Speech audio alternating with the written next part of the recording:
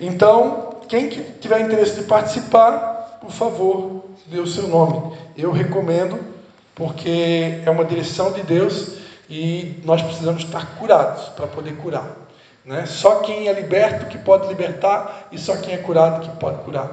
Amém? Glórias a Deus. Então está aí os avisos. Pastora Patrícia, tem mais algum aviso? Não, a pastora Patrícia chegou ali agora, ela acabou de fazer prestando socorro também, foi atender uma cliente que precisava de socorro, literalmente socorro. Então vamos lá então, amados, abra sua Bíblia em 2º livro de Reis, capítulo de número 20, 2º livro de Reis, capítulo de número 20.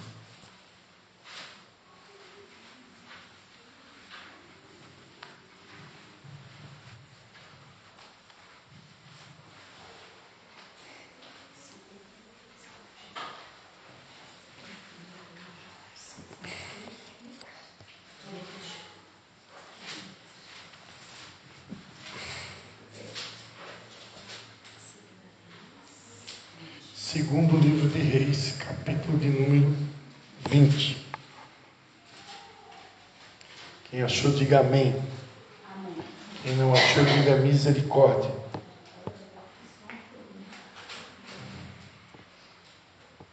Então diz assim a palavra de Deus, a gente vai ler 2 versículos, versículo 1 e versículo 2. Naqueles dias Ezequias adoeceu e estava perto da morte. O profeta Isaías, filho de Amós, veio ter com ele e lhe disse: assim diz o Senhor, põe a tua casa em ordem, porque morrerás e não viverás. Então virou Ezequias o rosto para a parede e orou ao Senhor. Amém? Pai, em nome de Jesus, nós te damos graças, Pai, por essa direção que o Senhor nos deu para essa noite, e queremos desde já declarar, Espírito Santo de Deus, que nós dependemos totalmente do Senhor. Senhor, fica à vontade no nosso meio, nos direciona, nos guia e transmite à tua igreja aquilo que o Senhor deseja comunicar na noite de hoje. É a nossa oração, em nome do Pai, do Filho e do Espírito Santo. Amém. Amém. Amém. Glórias a Jesus. Então, olha só a direção que Deus nos deu para essa noite, né? O Senhor nos lembrou que nos últimos meses, né, a irmã Doris, pelo menos 2 vezes ela começou o culto com essa palavra, né?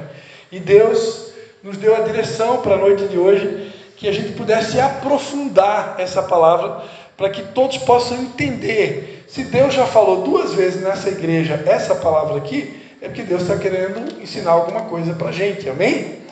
E a gente precisa entender o que Deus quer falar, o que Deus quis falar quando essa palavra veio para Ezequias, e o que essa palavra pode representar para nós nos dias de hoje, agora no Novo Testamento, na Nova Aliança, depois que Jesus Cristo veio, né? Então, a gente precisa saber discernir todas essas coisas. Então, eu trouxe essa palavra aqui para a gente, passei a tarde inteira, quase que o dia inteiro, mergulhando nessa palavra, para poder trazer assim, uma ampliação do que Deus quer falar através dessa palavra.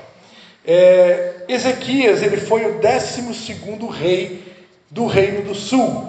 Depois de Salomão, quem já estudou a Bíblia sabe que o reino de Israel foi dividido. 10 tribos ao norte e 2 tribos ao sul. As 2 tribos do sul era chamado Reino de Judá. A capital era Jerusalém. E o Reino do Sul foi governado por muitos reis. 930 anos antes de Cristo, Roboão. 913 antes de Cristo, Abias. 910 antes de Cristo, Rei Asa. 872 antes de Cristo, Josafá. 853 antes de Cristo, Jorão. 841 antes de Cristo, Acasias e a rainha Atalia. 835, Joás. 796 a.C., Amazias. 792 a.C., Azarias. 750 a.C., Jotão. 735, rei Acás. E finalmente, no ano de 715 a.C., Ezequias foi o 12º rei do Reino do Sul, capital Jerusalém. Todos aqui? Como foi este rei? Será que este rei era um rei ruim? Será que esse rei era um rei mau? Não, ele foi um ótimo rei. Olha só o que a Bíblia diz em 2 Reis, capítulo 19. 2 Reis, capítulo de número, 2 Reis, capítulo de número 18. Volta aí 2 páginas para trás, 2 Reis, capítulo 18. No 3º ano de Oséias, filho de Elá, rei de Israel, começou a reinar Ezequias, filho de Acás. Acás foi rei antes dele, né? Rei de Judá. Tinha 25 anos de idade. Meu Deus, como eles eram jovens, né? Já pensou com 25 anos de idade assumir um reinado, né? Que loucura, né? Tinha 25 anos de idade quando começou a reinar. E 29 anos reinou em Jerusalém. Na verdade, esses 29 anos, se você for estudar, uma parte foi sozinho e depois ele praticamente passou o bastão para o seu filho Manassés, que assumiu os outros anos, antes de Amon, que foi o 14º rei do sul. Então reinou em Jerusalém 29 anos, era o nome de sua mãe Abi, filha de Zacarias. Olha o versículo 3. Fez o que era reto aos olhos do Senhor, conforme tudo o que fizera Davi, seu pai. Olha só o que Ezequias fez. Ezequias fez o que era reto ao Senhor, conforme tudo o que fizera Davi, seu pai. Tirou os altos, quebrou as colunas, deitou abaixo os postes ídolos, despedaçou a serpente de bronze de Moisés fizera, pois até aquele dia os filhos de Israel me queimavam incenso e me chamaram Neustã. Confiou no Senhor Deus de Israel, de maneira que depois dele não houve seu semelhante entre todos os reis de Judá, nem entre os que foram antes dele. Olha só. Ezequias foi um rei que ele chegando. Ele acabou com a idolatria de Israel. Na época de Ezequias ainda existia postes ídolos, cultos ao deus Baal e culto a deus Azera. E o que Ezequias fez? Ele destruiu os altares dos cultos a Baal e dos cultos a Azera, que eram os deuses daquela época. O que mais que ele fez?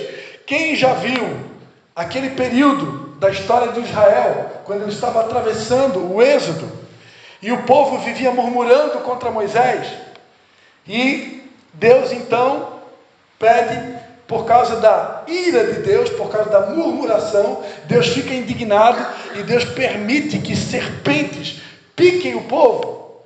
E depois o povo se arrepende, Deus então pede para Moisés confeccionar uma serpente de ouro. E todo aquele que olhava para a serpente era curado da picada da cobra. Quem já leu a Bíblia? Só que depois o povo pega essa serpente e faz dela um deus. Por quê? Porque quem olhava para a serpente era curado. Ezequias, ele destrói essa imagem da serpente. Ou seja, Ezequias foi um rei que acabou com a idolatria de Israel. Só que o que acontece, a Bíblia vai dizer que o reino da Assíria, que era um reino muito forte, ele colocou o reino do sul sob uma ameaça. E Ezequias então ele vem a ficar doente. Por que Ezequias fica doente? Ezequias fica doente com medo. Olha o medo aí, ó. Está falando do medo desde o começo do culto, Deus falando sobre medo, né? Ezequias ficou com medo. Por quê? Porque o rei da Síria era muito forte, tinha muito discurso, tinha muito papo, e prometeu que ia invadir o reino do sul, assim como ele já tinha feito com o reino do norte. No ano de 715 a.C., o reino do norte já tinha findado, porque a Síria tinha invadido o reino do norte e tinha acabado com eles. E assim como eles acabaram com o reino do norte, agora os assírios estavam prometendo também destruir o reino do sul. E Ezequias fica com medo. E Ezequias então fica doente. Quando Ezequias fica doente, o profeta Isaías, essa passagem bíblica nós encontramos também em 2 Crônicas 32, do 24 ao 31, e Isaías 38, do 1 ao 8, a mesma passagem. Porque Isaías, o profeta Isaías, foi o profeta. Isaías e Miqueias eram os profetas que profetizavam nessa época. Isaías e Miqueias Eram os profetas que estavam vivos e profetizando nesse período do tempo da história, 715 a 697 a.C. Então Ezequias fica doente. E aí, então o profeta vai até a casa dele e diz: põe a tua casa em ordem, porque senão morrerás e não viverás. Quem de nós, nos dias de hoje, vem de uma linhagem romana, aprendeu um Deus que está o tempo todo esperando a gente errar para pegar um pedaço de pau e bater na nossa cabeça? Conhece um Deus muito diferente daquele Deus que está lá no Salmo de número 103. A palavra de Deus diz no Salmo de número 103, versículo 8, Salmo 103, versículo 8: compassivo e piedoso é o Senhor, lento para a cólera e abundante em amor, não repreenderá perpetuamente, nem para sempre conservará a sua ira. Não nos tratou segundo os nossos pecados e nem nos retribuiu segundo as nossas iniquidades. Pois quanto o céu está elevado acima da terra, assim é grande o seu amor para com os que o temem. Quanto está longe o oriente do ocidente, assim afasta de nós as nossas transgressões. Como um pai se compadece de seus filhos, assim o Senhor se compadece daqueles que o temem, pois Ele conhece a nossa estrutura e se lembra que somos pó. Amém? O nosso Deus, na antiga aliança, Ele foi apresentado como o grande eu sou, o grande El Shaddai, o Rei do universo, o Todo-Poderoso. Mas quando Jesus veio, Ele disse: eu quero apresentar a Deus de uma maneira que vocês ainda não conhecem. O nosso Deus, Ele é Pai. E Ele não é um Pai comum. Ele é um Pai de amor, que se compadece dos seus filhos. Lembra quando eu preguei aqui sobre os olhos de Deus? Gideão se achava o menor da tribo de Manassés, um miserável, um pobre de um coitado, que estava malhando trigo no lagar. E Deus aparece para ele: Gideão, homem valente. Olha aí o olhar de Jesus. O olhar de Deus não é como o nosso. Então, quando a gente lê essa passagem de segundo Reis 20, com os nossos olhos, a primeira coisa que a gente vê, o profeta Isaías chegou trazendo uma sentença de morte para Ezequias. Ezequias, você vai morrer. Coloca a tua casa em ordem, porque você vai morrer, seu salafrário. Como assim? O cara fez tudo que era reto ao Senhor, destruiu os postes ídolos, acabou com os altares de Baal, acabou com a serpente de bronze de Moisés, foi um dos maiores reis da história de Israel. Aí esse cara agora está condenado à morte? Como assim? Não, amados. O que Deus estava falando aqui para o profeta Isaías, o que Deus mandou Isaías profetizar, foi o seguinte: olha, organiza tudo, prepara, porque você não vai viver para sempre. Então você tem que colocar tudo em ordem. Organiza a tua casa, organiza a tua família, organiza a tua vida, porque daqui a pouco vem um novo rei no teu lugar, e você precisa organizar tudo, deixar tudo pronto, para que teu filho assuma no teu lugar. Era mais ou menos isso que Deus estava falando para Ezequias. Embora alguns teólogos acreditam, se a gente for ler 2 Reis 19,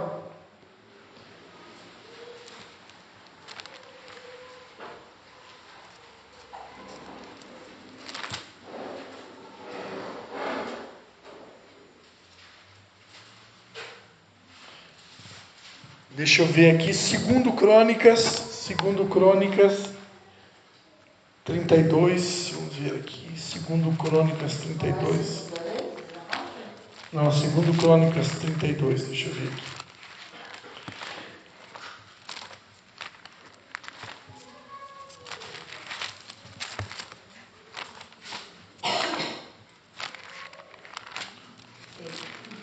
Segundo Crônicas 32,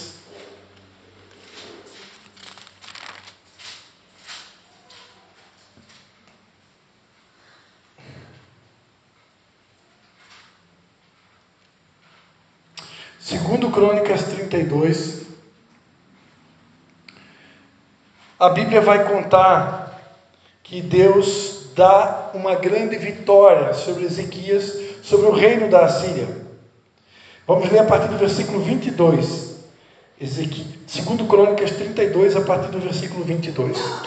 Assim livrou o Senhor a Ezequias e aos moradores de Jerusalém das mãos de Senaqueribe, rei da Assíria, e das mãos de todos os outros. De todos os lados lhe deu descanso. Muitos traziam ofertas a Jerusalém, ao Senhor, coisas preciosíssimas a Ezequias, rei de Judá, de modo que depois disto foi exaltado perante os olhos de todas as nações. Então, aquele reino que Ezequias tinha medo, o reino da Síria, Deus deu vitória para Ezequias. A Bíblia diz que numa só noite, um anjo só destruiu 185 mil do exército de Senaqueribe.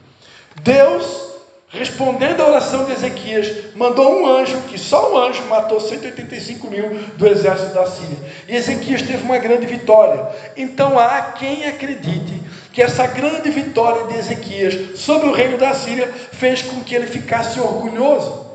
Porque a Bíblia diz que ele foi exaltado perante todas as nações. E, com certeza, vencendo aquela guerra, ele conseguiu muitos despojos de guerra. Então o reino do sul ficou rico, o reino do sul ficou próspero. Tanto é que a Bíblia vai dizer mais à frente, que depois Ezequias ele chama o reino da Babilônia, ele dá uma oportunidade para o reino da Babilônia entrar no reino do sul, e ele mostra todos os seus tesouros, todos os seus pertences, todos os seus despojos de guerra.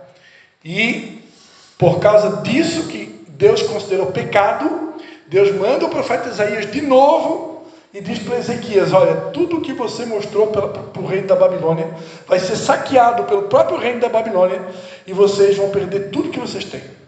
Por quê? Primeiro, que ele não tem que fazer aliança com os babilônicos. O povo de Deus muitas vezes pecou fazendo aliança com assírios, aliança com babilônicos, e Deus nunca quis que o povo dele fizesse aliança com povos estranhos, porque se eu tenho aliança com Deus dos exércitos, o Deus Todo-Poderoso, eu não preciso ter aliança com mais ninguém. Se a minha aliança é com ele basta. Não estou entendendo? E o povo tinha essa mania de fazer aliança com outros povos, e por causa disso, por Ezequias ter se exaltado, por ele ter mostrado todo o reino de Judá, as conquistas de Judá, para o rei de Nabucodonosor. Quem já leu a Bíblia sabe que no ano de 586 a.C., os babilônicos invadem Israel e levam todos presos. Eles ficam 70 anos escravos na Babilônia. E a brecha começou com o rei Ezequias, que convidou todo mundo para ver: olha só o que a gente conquistou, olha só nossa vitória sobre os assírios, olha só o nosso reino. Então, há quem acredite que este foi o grande pecado de Ezequias. Ele ficou orgulhoso, ele ficou inflado, porque achou que ele era alguma coisa, porque venceu os assírios. Então, mas a Bíblia diz que ele foi um ótimo rei, que era um rei que destruiu a idolatria em Israel.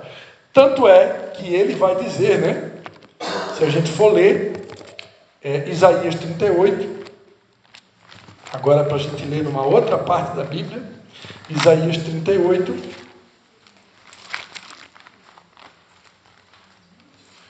Isaías 38, no versículo 3, ele vai dizer: ah, Senhor, lembra-te, peço-te que andei diante de ti em verdade, com inteireza de coração, e fiz o que era reto aos teus olhos. E chorou Ezequias amargamente. Então aqui, depois da sentença de Isaías, ele lembra a Deus que ele era uma pessoa que andou íntegro diante de Deus, que fez o que era reto aos olhos do Senhor. Então não havia por que Deus diminuir o tempo de vida dele. E por causa dessa oração sincera, por causa desse choro, por causa desse arrependimento, a Bíblia diz que imediatamente o profeta Isaías volta atrás na sua palavra. O próprio Deus diz para Isaías: vai lá e diz para ele que eu vou dar mais 15 anos de vida para ele. E aí você conhece a história. Deus deu mais 15 anos para Ezequias, por causa da sua oração. Agora, amados, sem mais delongas, isso foi o que Deus falou para Ezequias. Agora, o que significa a palavra casa no original em hebraico? A palavra casa, quando Deus disse para Ezequias, põe a tua casa em ordem. Essa palavra no hebraico é a palavra beit. Beit significa construção, residência, lar, família, descendência, casa paterna, dinastia, patrimônio ou propriedade. Aqueles que pertencem àquela casa. Tudo isso é o significado de beit. Então, conhecendo a história de Ezequias, será que Deus, quando falou por intermédio do profeta Isaías, põe a tua casa em ordem, será que Deus estava dizendo, contrata uma profissional organizer, para organizar todas as prateleiras da tua casa, bota os copinhos tudo no lugar, bota os talheres tudo no lugar, os guardanapos, arruma, limpa bem a sala, limpa bem o banheiro, limpa bem a cozinha, porque a qualquer momento vai chegar o pessoal da Babilônia aí, você tem que receber eles com a casa toda limpinha. Será que era isso que Deus estava falando? É claro que nos dias de hoje, eu já preguei aqui nessa igreja, que isso também é importante. Lembra quando eu preguei para a liderança o texto de Ageu? Vocês estão preocupados com as vossas casas apaneladas, enquanto a minha casa está vazia? Então, para Deus é mais importante o quê? A casa dele cheia ou a minha casa apainelada? Então, Deus, na prioridade de Deus, é muito mais importante eu ter a casa dele cheia. Mas o povo, na época, estava preocupado com as suas casas. Você estava preocupado só com a organização do lar, a construção, a limpeza. Isso é importante? É importante, mas não é o mais importante. Não é o mais importante. Então, não era disso que Deus estava falando. Deus não estava preocupado naquele momento ali com a organização da casa de Ezequias. Deus estava preocupado no legado que Ezequias ia deixar, na continuidade da sua família. O que ele estava transmitindo para os seus filhos? Será que os ensinamentos que ele recebeu do rei Davi, que foi seu pai, Davi é considerado o pai de todos, porque enquanto o reino ainda não tinha sido dividido, quem foi um dos maiores reis da história de Israel, se não foi Davi? Então Davi sempre era a referência. E todos os reinos que vieram depois da divisão, após a morte de Salomão, Davi sempre foi a referência. Por quê? Porque o reino de Davi foi um homem considerado segundo o coração de Deus. E Ezequias procurou seguir o mesmo trilho de Davi. E ele agora precisava deixar isso para a sua descendência. Ele precisava passar isso para a sua descendência. Então, colocar a casa em ordem, em primeiro lugar, era preparar a sua descendência, os seus sucessores, para seguir o caminho do rei Davi. Para seguir o caminho certo. Quantos estão entendendo? A palavra Beit significa espaço, comunidade de pessoas sobre as quais alguém possui responsabilidade dentro de sua estrutura e familiar. Então, Beit é o espaço de pessoas sobre as quais alguém possui responsabilidade dentro de uma estrutura familiar. Então, colocar a casa em ordem é colocar o espaço onde eu administro em ordem. Quem que está dentro da minha casa?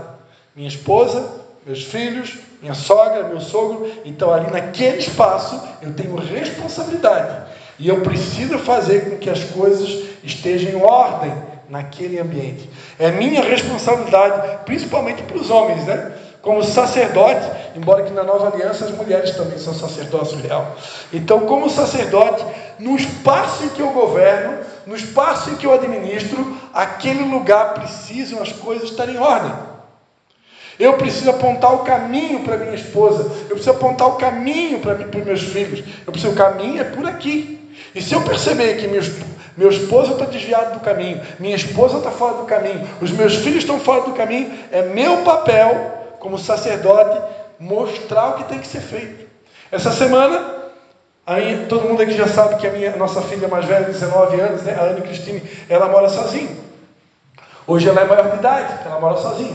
Mas, ainda assim, de tempos em tempos, a gente chama para almoçar na nossa casa, a gente chama para jantar na nossa casa, a gente convida para almoçar fora, para não perder o contato com ela. E sempre que a gente está junto, a gente está sempre relembrando: filha, está indo na igreja? Filha, está orando? Filha, está buscando a Deus? Porque por mais que seja maior de idade e já mora sozinha, mas enquanto for filha, vai ser filha a vida toda. E como sacerdote, como pai, no mínimo, eu tenho que me importar e saber como que está a espiritualidade dela. Né? Então esse é o papel de um líder espiritual. É o papel de um sacerdote, de uma sacerdotisa. Quantos estão entendendo? Então Beit, quando Deus falou para Ezequias, põe a tua casa em ordem, não era organizar os móveis, limpar a residência e deixar tudo arrumado e limpinho. Isso é importante? É. Vai chamar uma visita hoje na tua casa e a tua casa está toda suja, vai passar mau testemunho. Né? Mas o principal não era a ordem da casa física, mas da casa, do contexto de família, da descendência da dinastia do rei Ezequias. A palavra de Deus diz em 1 Coríntios 3,16. 1 Coríntios 3,16.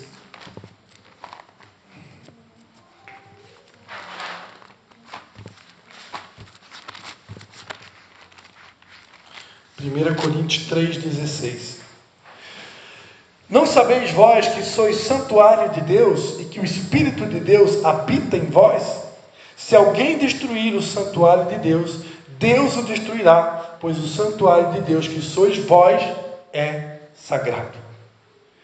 Agora, na nova aliança, eu pergunto para vocês: quem é a casa de Deus na terra? Quem é o templo, ou quem é o santuário de Deus na terra? Bota a mão no peito assim e diga assim: ó, eu. Não sabeis vós que sois santuário de Deus e que o Espírito de Deus habita em vós? Então, agora, trazendo essa palavra que Deus direcionou a Ezequias, trazendo ela para os dias de hoje, para o contexto de hoje, sabendo que hoje, agora, na nova aliança, eu sou a casa de Deus, eu sou o Ednum de Deus, eu sou o tabernáculo de Deus, eu sou a Beit de Deus. Então, Deus está falando assim, ó, coloca a tua vida em ordem, coloca a tua vida. E aí nós sabemos que nós somos espírito, alma e corpo. Então, colocar a minha vida em ordem é organizar a minha parte espiritual, emocional e física. Porque a Bíblia diz em 1 Tessalonicenses que Deus vai nos santificar no espírito, na alma e no corpo. Então, o processo de santificação que Deus quer fazer na nossa vida, ele é integral, é espírito, alma e corpo. E eu preciso de tempos em tempos pedir ao Espírito de Deus que sonde o meu coração. Essa semana Deus falou muito comigo sobre o Salmo 139. Nós precisamos ter isso como exercício. De tempos em tempos, Senhor, sonda o meu coração. Vê se está tudo em ordem. A minha casa está em ordem. A educação dos meus filhos está em ordem. O meu relacionamento com a minha esposa está em ordem. A minha família está em ordem.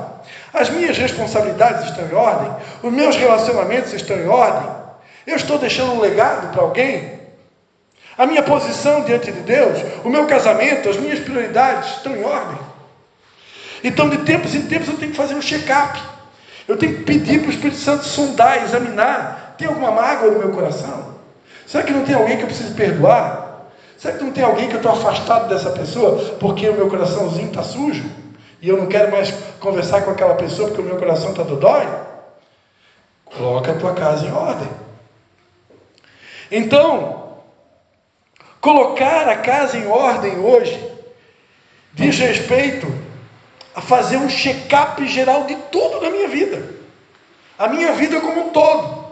Minha família, como que está a minha família? Os meus herdeiros, as minhas responsabilidades dentro da minha família e as minhas responsabilidades para com a igreja. Os meus dons, os meus talentos, eu estou colocando à disposição do reino? Eu estou usando os dons que Deus me deu para servir a Deus? Ou eu estou enterrando os meus talentos? As minhas responsabilidades precisam estar em dia, tanto com Deus, como na igreja, como na minha família. Os meus relacionamentos, eu tenho me relacionado com os meus pastores? Eu tenho me relacionado com a autoridade sobre a minha vida? Eu tenho me relacionado com pai e mãe? Eu tenho me relacionado bem com o meu cônjuge? Eu tenho me relacionado com os meus filhos? Eu tenho me relacionado com as pessoas? A Bíblia diz em 1 João, que se andarmos na luz, como Ele na luz está, nós temos comunhão uns com os outros, e o sangue de Jesus nos purifica de todo pecado. Agora, uma pessoa que não está tendo comunhão, alguma coisa está errada. E aí o sangue não vai purificar de todo pecado. Então, uma pessoa que está tendo dificuldade de ter comunhão, ela está com brecha. Porque Deus nos projetou para andar em comunhão. Ó, quão bom e quão suave é que os irmãos vivam em comunhão. Então, o isolamento, a Bíblia diz que aquele que se isola, insurge-se contra a verdadeira sabedoria. Então, Deus nos criou para andar em comunhão. E viver em comunhão com todos. Se eu estou tendo dificuldade de ter comunhão com alguém, eu preciso pedir para o Espírito Santo. Espírito Santo, sonda meu coração. Será que eu estou precisando liberar perdão? O que aconteceu? Que eu não quero mais me relacionar? Eu tenho que pedir o Espírito Santo para sondar o meu coração. Colocar a casa em ordem. Então, meu casamento, minhas prioridades, minha relação com os meus filhos, minha vida espiritual, minha vida devocional de oração. Estou lendo a Bíblia? Estou orando todos os dias?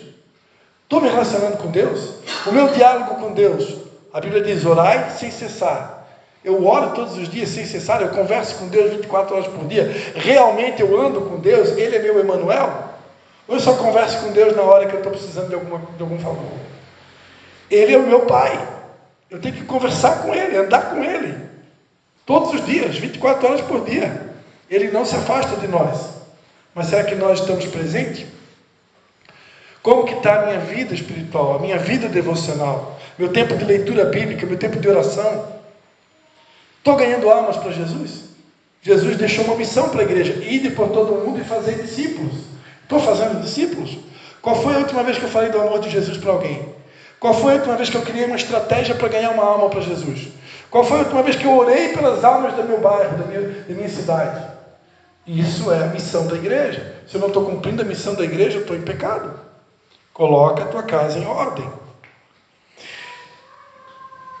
Meu coração.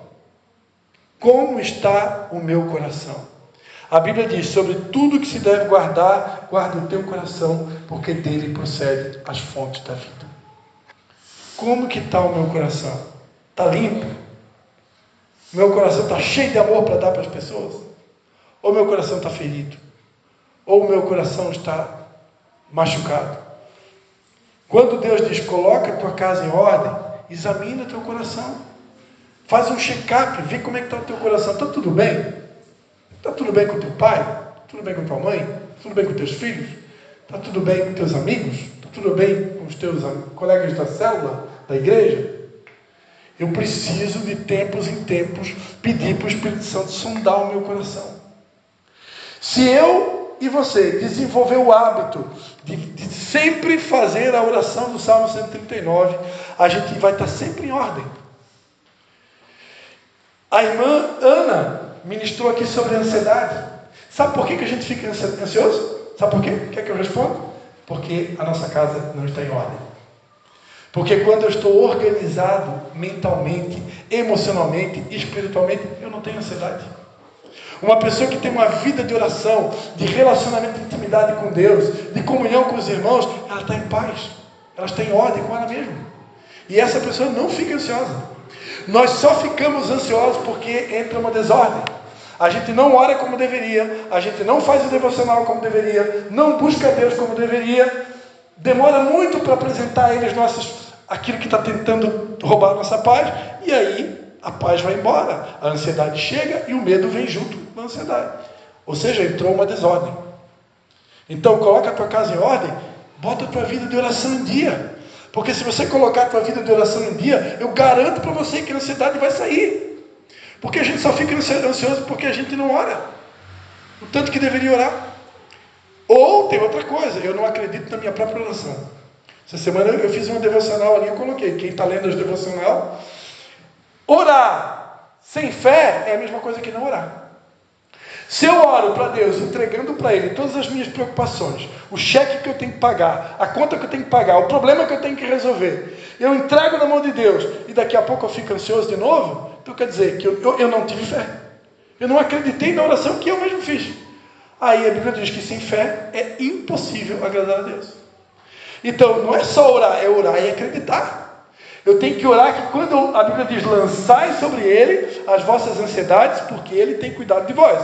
1 Pedro. Então, quando eu lanço a minha ansiedade, eu entrego a minha preocupação. Faz de conta que essa Bíblia aqui é a minha preocupação. Estou entregando para a irmã Doris. Entreguei para ela, certo? Entreguei para Deus a minha preocupação. Onde é que está a minha preocupação? Está comigo mais? Está comigo? Não está mais comigo? Está com quem agora? Se está com ele, por que eu tenho que ficar preocupado? Se está com ele, por que eu fico ansioso? Porque eu não tenho fé. Porque a minha fé não é nem do tamanho do grão de mostarda. Então a gente tem que pedir perdão a Deus pela nossa falta de fé. Quando eu entrego para Deus os meus problemas, as minhas preocupações, eu preciso crer que Ele é um Deus galardoador daqueles que o buscam. Eu preciso crer que Ele é um Pai de amor. Eu preciso crer que Jesus está no barco. E que na hora certa Ele acalma a tempestade, Ele ajuda a pagar o cheque, Ele ajuda a resolver o problema. Agora, se eu não acredito na minha própria oração, eu vou ficar desorganizado. Emocionalmente vai vir ansiedade, vai vir o medo, e o medo e a ansiedade faz com que minha mente fique em desordem. Eu fico nervoso, eu fico agitado, né?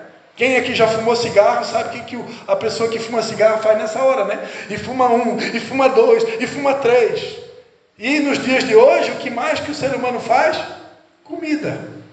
E faz um cafezinho, e chupa uma laranja, e come uma banana, e faz um sanduíche, né? E abre uma lata de alguma coisa, e compra um bolinho na padaria. Por quê? Ansiedade, né? Aí a gente não pode fumar o cigarrinho, porque agora nós estamos tudo libertos, a gente não pode beber, a gente não pode fumar, então a gente desconta o quê? Na comida. E por isso que a maioria dos irmãozinhos da igreja estão tudo acima do peso. Se for para a balança, a maioria apanha de Jeová, né? Por quê? Ansiedade. Ansiedade o que é? Desordem. Desordem emocional. Então põe a tua casa em ordem, coloca a tua vida de oração em dia. Se a Bíblia diz que a fé vem pelo ouvir e ouvir a palavra de Deus, quanto mais eu ler a palavra, mais fé eu vou ter. Mas se eu não ler a Bíblia, a minha fé, e sem fé, eu vou viver ansioso, vou viver com medo, vou viver com pânico. Agora, uma pessoa cheia de fé, 1000 cai à minha direita, 10.000 cai à minha esquerda, e eu não serei atingido. Maior é aquele que está comigo do que aquele que está no mundo. Davi dizia, eu não temerei 10 milhares de exércitos que venham contra mim. Uma pessoa sozinha não tinha medo de 10 milhares. Ele enfrentou um gigante que botou todo mundo para gelar. E Davi, um mocinho, ruivo, pastor de ovelhas, com uma pedrinha, disse, qual que é o problema? O gigante? Deixa comigo, aqui vou acabar com a vida dele. Porque a pessoa que está cheia de fé, cheia de coragem, e Ezequias era um homem de coragem, era um homem que confiava em Deus, né? Então assim, vamos pegar o ponto forte dele, né? Assim nós temos que ser, confiar no nosso Pai. Se eu confiar, eu vou estar em paz. A Bíblia diz em Filipenses, né? Vamos ler para ficar craque de Bíblia? Eu estou quase encerrando, tá? Filipenses 4:8, né? Não, é o 4. Não, eu quero. Não é esse que eu quero ler. É o 4:6, né? Não andeis ansiosos por coisa alguma, mas em tudo pela oração e pela súplica, com ações de graças, sejam as vossas petições conhecidas diante de Deus, e a paz de Deus, que excede todo entendimento, guardará os vossos corações e as vossas mentes em Cristo Jesus. Olha só, quando eu tenho uma vida de oração, onde eu apresento as minhas súplicas com ações de graças. Por que com ações de graças? Porque eu já estou agradecendo pela resposta da oração. Deus nem respondeu a oração, mas eu já estou agradecendo antes, porque eu estou orando com fé. E se eu oro com fé, eu já agradeço antes mesmo da resposta. Se eu tenho uma vida de oração com ações de graças, Ele vai dar uma paz para o meu coração, que excede todo entendimento, e essa paz vai guardar a minha mente, vai guardar os meus pensamentos, ou seja, vai fazer com que a minha mente fique em ordem. Então, quando Jesus disse não andeis ansiosos, Ele não está dizendo que em nenhum momento da nossa vida a gente não vai ficar ansioso, mas é que eu não posso andar ansioso. Ficar ansioso todo mundo vai ficar, é impossível que não fique. Porque a gente é ser humano. Tem hora que chega a notícia que abala geral, né? Mas aí eu vou para a oração e Deus restaura a minha paz. Agora, se eu não vou para a oração e eu saio para trabalhar sem orar, eu vou em desordem para o trabalho. Aí alguém lá vai pedir um conselho para mim, vai pedir uma oração. Que tipo de conselho que eu vou dar? Que tipo de oração que eu vou fazer se eu estou em desordem? Eu estou ansioso, eu estou preocupado. E geralmente eu não vou conseguir ajudar bem aquela pessoa. Mas se eu tenho uma vida de oração, se eu já saí de casa em paz, com essa paz que eu tenho todo entendimento, se alguém chegar e contar um problema para mim, irmãos, eu estava com um problema maior que o teu antes de sair de casa, só que eu entreguei na mão de Jesus e eu estou aqui em paz. Quer que eu ore pelo teu também? Amém. Aleluia.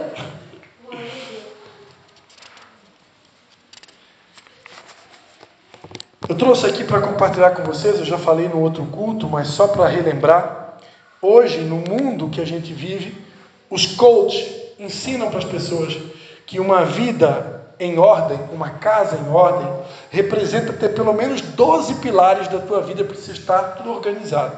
Quais são esses 12 pilares? Primeiro, saúde e disposição física. Como que está a minha saúde? Minha disposição física. Estou me sentindo bem fisicamente? Se eu precisar subir os três andares de escada aí, eu consigo? Então, número 2, desenvolvimento desenvolvimento intelectual. Você está investindo em você? Você está lendo a Bíblia? Está lendo bons livros? Está estudando? Está aprendendo? Conheçamos e prossigamos em conhecer o Senhor. Número 3, equilíbrio emocional. Se fala muito sobre inteligência emocional, equilíbrio emocional. 4, realização e propósito de vida. Você tem sonhos? Uma pessoa que parou de sonhar é uma pessoa morta, espiritualmente falando. Então tem que ter sonhos. 5, liberdade financeira. Você está procurando deixar um legado financeiro para a sua família? Se um dia os seus filhos, se você partir, você tem algo para deixar para os filhos, para sua esposa, para o seu marido? Contribuição social. Será que eu, como um discípulo de Jesus, estou contribuindo com a sociedade em que eu moro, através dos dons e talentos que Deus me deu? Família, falamos aqui. Desenvolvimento amoroso. Será que o meu cônjuge se sente amado por mim? Estou investindo no meu relacionamento? Semana levei a esposa para almoçar fora, levei para jantar fora. Estou tentando. Estou botando lenha na fogueira, daqui a pouco pega fogo. Então, tem que cuidar disso daí. Casar, todo mundo casa, mas agora tem que cuidar daquilo que você casou. Ela está querendo que compre o bom Jairo para ela. 9, vida social. Como que está a minha vida social, meu relacionamento na sociedade? Hobby e diversão. Você tem um hobby?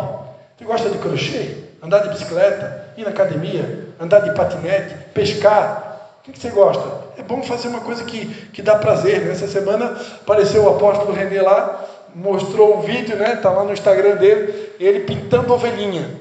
Já botou até as ovelhinhas para vender. É um hobby, ficar pintando ovelhinha.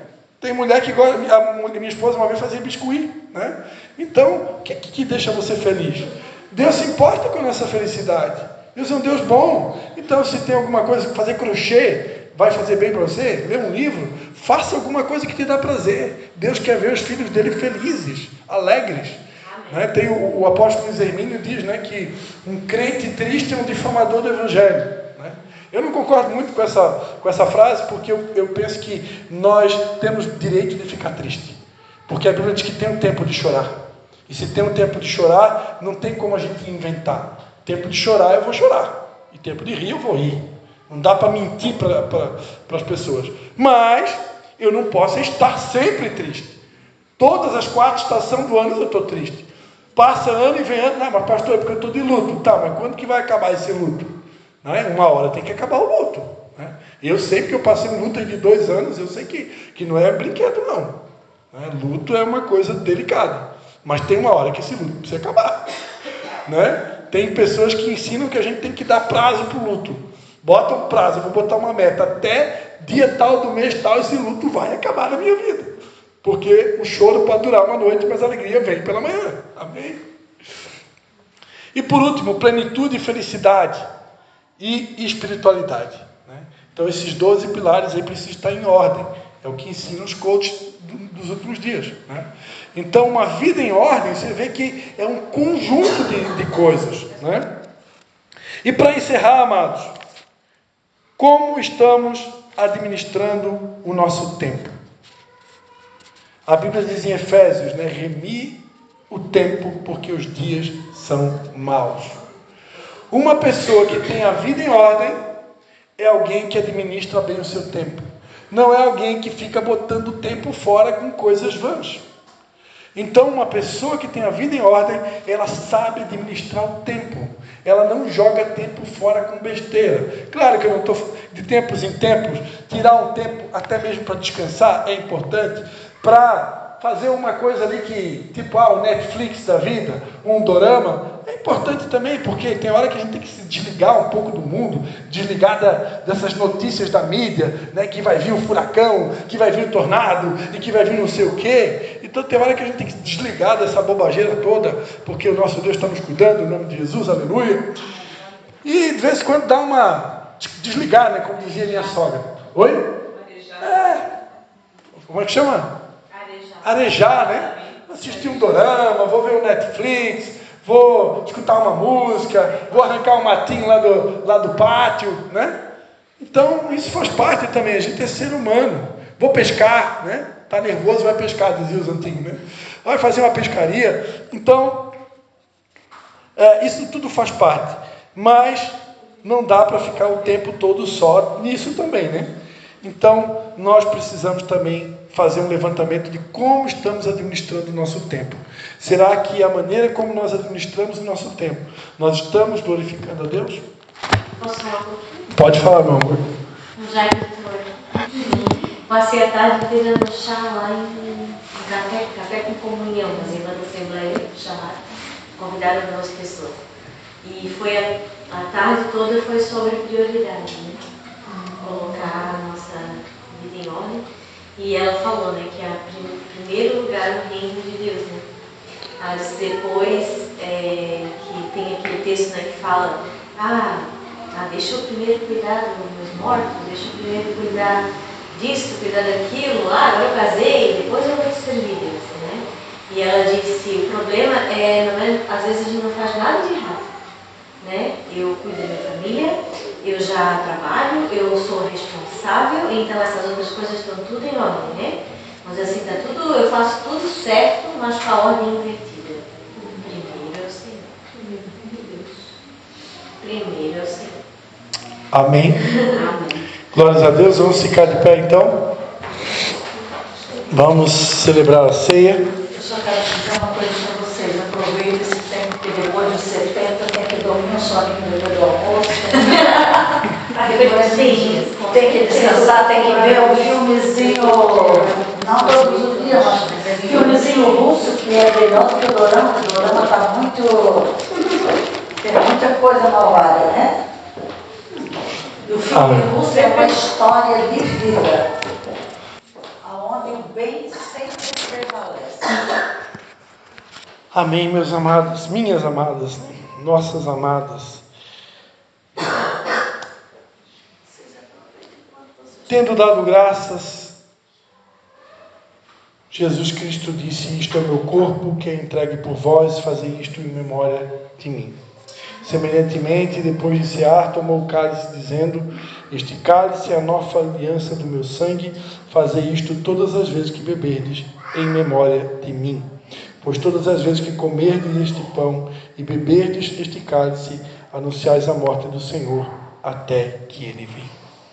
Amém? Então nós vamos estar na noite de hoje, celebrando a ceia, e juntamente nesse momento, pedindo ao Espírito Santo que sonde o nosso coração, quais são as áreas da nossa vida que nós precisamos colocar em ordem, né? Para que realmente a gente possa estar em paz com Deus. Eu estando em paz com Deus, lembrando, né, que aquele que começou a boa obra na nossa vida é fiel para nos aperfeiçoar até o dia de Cristo, né? A vereda do justo é como a luz da aurora que vai brilhando dia após dia até se tornar dia perfeito. Estamos todos em obras até a volta de Jesus. Amém? E até lá, o Senhor estará nos ajudando a colocar a nossa casa em ordem. Porque se Ele disse, sem mim, nada podeis fazer, né? Até para colocar a casa em ordem, a gente depende dEle. Amém? Pai, em nome de Jesus, nessa noite de ceia, Senhor, nós queremos Te dar graças, Pai, mais uma vez, pelo alto preço que Jesus pagou na cruz do Calvário.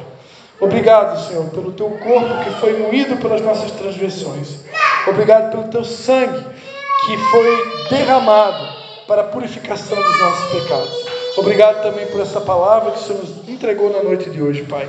Ajuda-nos a colocar tudo em ordem na nossa casa, na nossa família, nos nossos negócios, na nossa igreja, no nosso ministério. Que tudo vá para o seu devido lugar, Pai. Que em nome de Jesus, nós todos aqui possamos permanecer e perseverar no caminho da cruz, porque é o caminho da cruz que faz com que tudo seja ajustado na nossa casa e na nossa vida. Em nome de Jesus.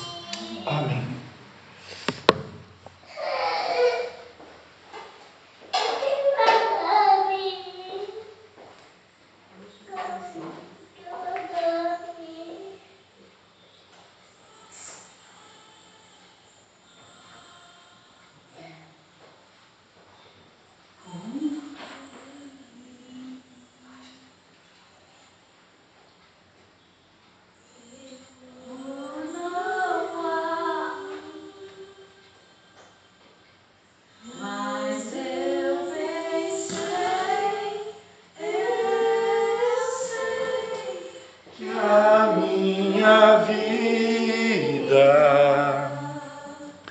Está nas mãos do meu Jesus, que vivo está. Ó Senhor, em nome de Jesus, Pai, nós Te agradecemos, Pai, pela Tua fidelidade, Te agradecemos pelo Teu amor que nos constrange, Pai. Obrigado pelo Teu grande amor, Senhor. Obrigado por nos atrair a esse lugar. Obrigado por se preocupar conosco, por se importar com cada um de nós. O Senhor é um Pai que deseja nos ver bem, nos ver curados, sarados, libertos, perdoados, cheios de paz e de alegria. Em nome de Jesus, que o Senhor venha completar a grande obra que o Senhor começou nas nossas vidas, Pai. E que o Senhor nos ajude, mais uma vez te pedimos, a colocar toda a nossa vida em ordem, a fim de que Teu nome seja glorificado nas nossas vidas e através das nossas vidas. Coma do pão nessa noite, beba do cálice e celebre a morte e a ressurreição de Jesus.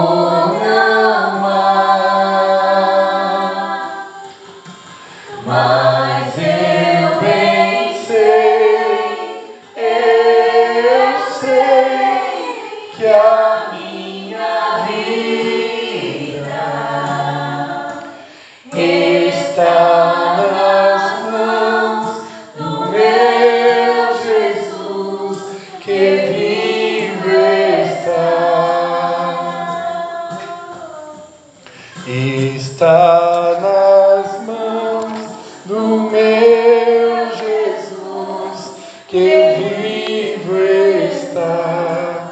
O amor de Deus, o Pai, a graça do nosso Senhor Jesus Cristo e a comunhão do Espírito Santo seja com cada um de vocês. Uma semana de bênção, uma semana de vitória, em nome de Jesus. Não vai embora, né? Sem abraçar, cumprimentar pelo menos umas 5 irmãs. Desejar ela uma semana de vitória, em nome de Jesus. Aleluia.